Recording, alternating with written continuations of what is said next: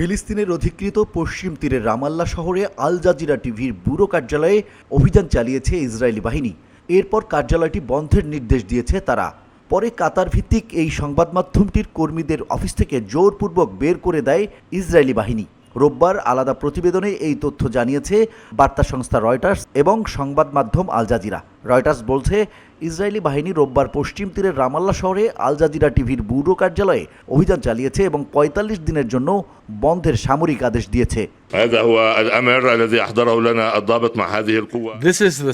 কাতার ভিত্তিক এই চ্যানেলের অফিসে ইসরায়েলি সৈন্যদের হামলার এবং সম্প্রচার ব্যাহত হওয়ার আগে আল জাজিরা টিভির একজন কর্মীকে সামরিক বন্ধের আদেশ হস্তান্তরের লাইভ ফুটেজ সম্প্রচারও করেছে।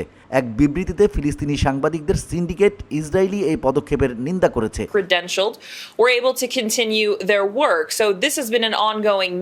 তারা বলেছে, এই স্বেচ্ছাচারী সামরিক সিদ্ধান্তকে সাংবাদিকতা এবং মিডিয়ার কাজের বিরুদ্ধে নতুন অধিকার লঙ্ঘন বলে মনে করা হচ্ছে, কারণ ফিলিস্তিনি জনগণের বিরুদ্ধে ইসরায়েলি দখলদারিত্বের অপরাধ প্রকাশ করছে গণমাধ্যম।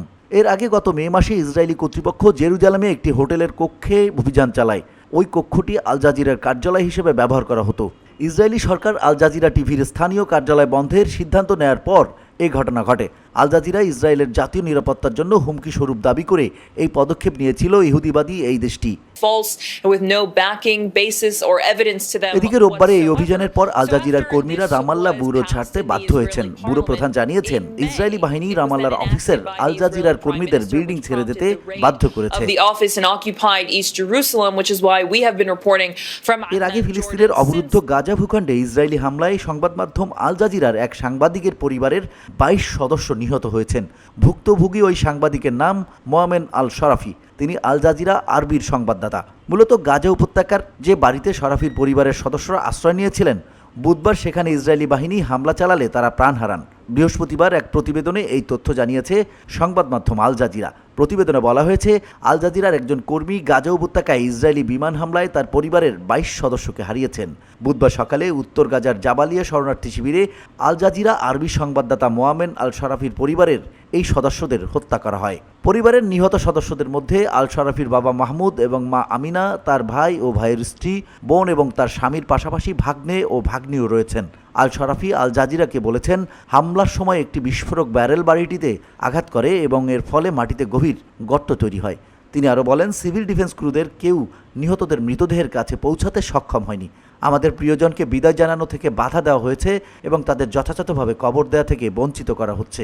হামলার পর তোলা একটি ভিডিওতে আল শরাফির এক আত্মীয়কে বোমা বিস্ফোরিত বাড়ির ধ্বংসাবশেষের কাছে দাঁড়িয়ে কাঁদতে দেখা গেছে। ওই আত্মীয় বলেন, মনে হচ্ছে ভোর ৪টা-৫টার দিকে ইসরায়েলি বাহিনী বাড়িটিতে হামলা চালিয়েছে। সূর্য ওঠার আগ পর্যন্ত আমরা ঘটনাস্থলে পৌঁছাতে পারিনি। হামলায় বেশ কয়েকজন শিশু নিহত হয়েছে। এদিকে বোমা হামলায় নিহত হওয়ার আগে তার মা আমিনা তাকে যে শেষ ভয়েস মেসেজ পাঠিয়েছিলেন তা প্রকাশ করেছেন আল শরাফি। এই ভয়েস নোটে তাকে বলতে শোনা যায়, আসসালামু আলাইকুম, শুভ সকাল মমিন, তুমি কেমন আছো? আশা করি তুমি ভালো আছো। তোমার স্ত্রী সন্তান কেমন আছে? তোমার শারীরিক অবস্থা কি? নিজের যত্ন নিও বাবা। তিনি আরও বলেন, আল্লাহ তোমাকে যুদ্ধ থেকে অক্ষত অবস্থায় রক্ষা করুক। ভালোভাবে নিজের যত্ন নিও। আমি সত্যিই তোমাকে মিস করি। আমি প্রতিদিন তোমার জন্য দোয়া করি। আল্লাহ তোমার মঙ্গল করুক। এক বিবৃতিতে Al Jazeera media network Israeli এই হামলার নিন্দা করেছে এবং বলেছে, এই অপরাধের জন্য দায়ী সকলকে জবাবদিহি করার জন্য সমস্ত আইনি পদক্ষেপ গ্রহণ করবে আল জাজিরা। বিবৃতিতে আরও বলা হয়েছে, জাবালিয়া ক্যাম্পের ভয়াবহ এই ঘটনাটি সামনে এসেছে। সেখানে মোয়ামেনের পরিবারের সদস্যরা আশ্রয় নিয়েছিলেন, কিন্তু ইসরায়েলি হামলায় তারা বাবা মা, ৩ ভাই বোন এবং শিশুরা নিহত হয়েছেন।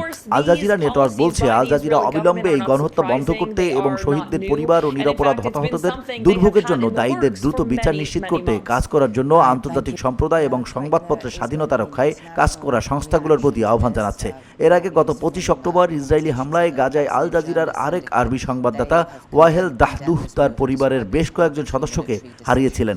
এছাড়া গাজায় আল জাজিরার ব্যুরোর সম্প্রচার প্রকৌশলী মোহাম্মদ আবু আল কুমসানো গত ৩১ অক্টোবর জাবালিয়া শরণার্থী শিবিরে ইসরায়েলি বিমান হামলায় তার বাবা ও ২ বোন সহ পরিবারের ১৯ সদস্যকে হারিয়েছেন।